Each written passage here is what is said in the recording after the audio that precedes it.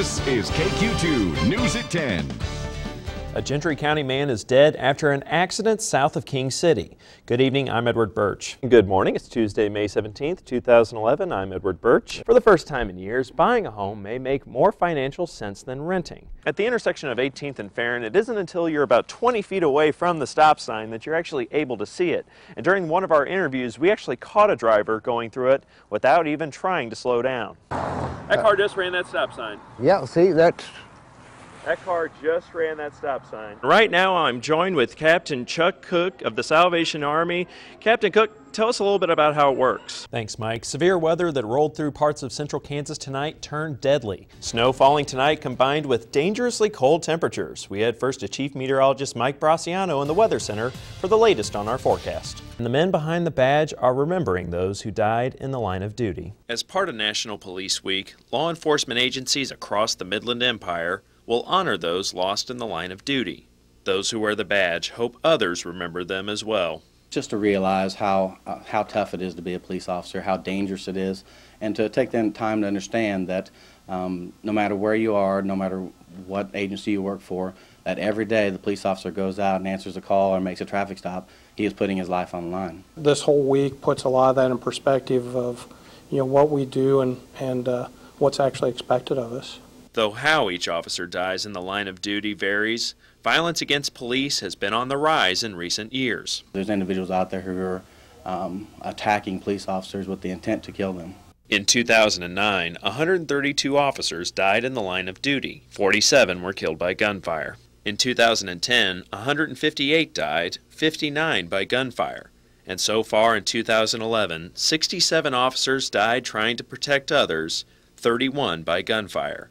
That's an increase of 44% killed by guns from previous years. It's getting more dangerous, so we're not immune to this in Northwest Missouri. It's everywhere across the United States. It's a more dangerous job. You run into more and more people who are carrying firearms and who are willing to use them. They did give the ultimate sacrifice to protect not only us as other officers, but the community. Last week, the Fraternal Order of Police held a candlelight vigil at Civic Center Park, remembering all fallen officers from St. Joseph. Officers say remembering those fallen is just as important as protecting today's force. It doesn't matter what agency, since they're all part of a brotherhood.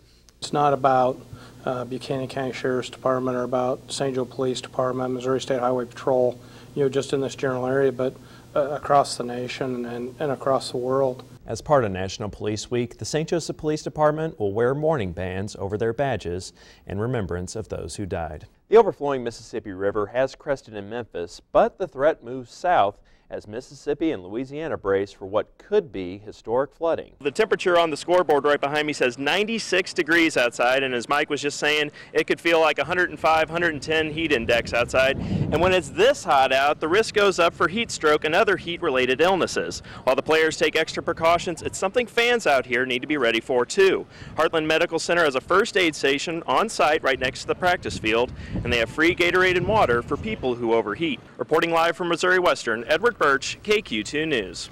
Good evening, I'm Edward Burch. Young men and women from around the Midland Empire flexed their muscles today in this year's Raiders Challenge. It's a junior ROTC program aimed at teaching the importance of teamwork through physical competitions. The U.S. Army Corps of Engineers opened the Morganza Spillway over the weekend, releasing water that may have flooded Baton Rouge and New Orleans. Tonight we open up the phone lines and the people responded.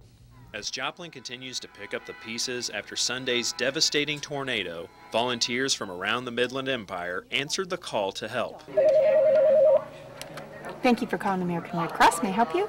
More than a dozen Red Cross volunteers manned the phones in the KQ2 studios, accepting monetary donations. From 5 to 7, the phones kept ringing. The first hour alone showed signs of success. We're doing good. We're at 12,000 right now, but we're hoping to get even more.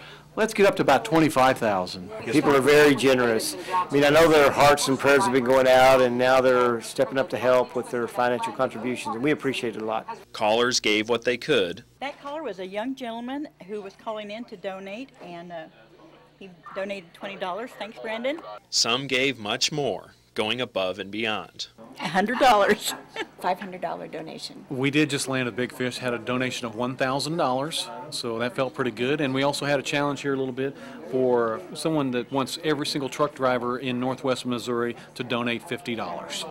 As the phones kept ringing, the money kept adding up. $18,000 and counting. That's a pretty amazing turnout, how many people that are giving this amount of money. It's just incredible.